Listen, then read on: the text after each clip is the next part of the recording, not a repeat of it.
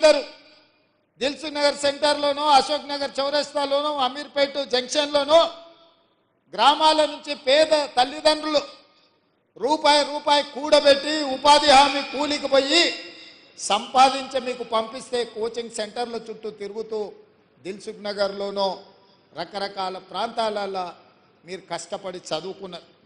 Notification ఎప్పుడు ఇస్తారో తెలీదు. పరీక్షలు నిర్వహిస్తే ప్రశ్నాపత్రాలు ఏ జిరాక్స్ సెంటర్లు తేలుతాయో తెలీదు. ప్రశ్నాపత్రాలను ఎవరు దిద్దుతారో దిద్దే వాళ్ళ మీద నమ్మకం లేదు, ఫలితాలు ప్రకటించే వాళ్ళ మీద విశ్వాసం లేదు. ఈ రకంగా అపనమ్మకంతో అసలు ఎప్పుడు ఏం జరుగుతుందో తెలియని పరిస్థితుల్లో మీరందరూ కష్టపడి కొట్లాడి ఇక మా ఉద్యోగాల గురించి అడగడం కాదు, అధికారంలో ఉన్న కేసీఆర్ కేటీఆర్ ఉద్యోగాలు ఊడగొడితేనే మీ ఉద్యోగాలు వస్తాయన్న ఆలోచనతోటి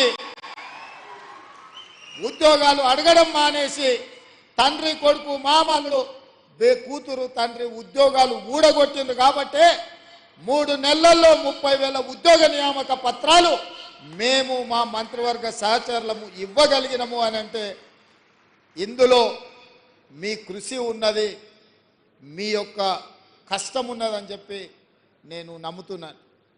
అందుకే మిత్రులారా, విద్య మీద పెట్టే ఖర్చు కాదు, విద్య మీద పెట్టే ఖర్చు పెట్టుబడి భవిష్యత్ తరాలను నిర్మించడానికి ఉపయోగపడే ఇంధనం. అందుకే ఇవాళ మీరు ఈరోజు చేపట్టబోయే బాధ్యత ఇది ఒక ప్రజాస్వామ్య స్ఫూర్తిని నిలబెట్టేదే కాకుండా సామాజిక బాధ్యత నెరవేర్చే ఉద్యోగం.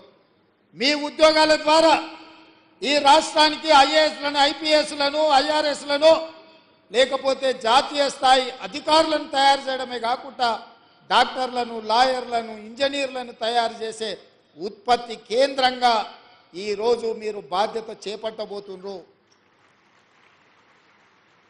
సర్పంచ్, ఎంపీటీసు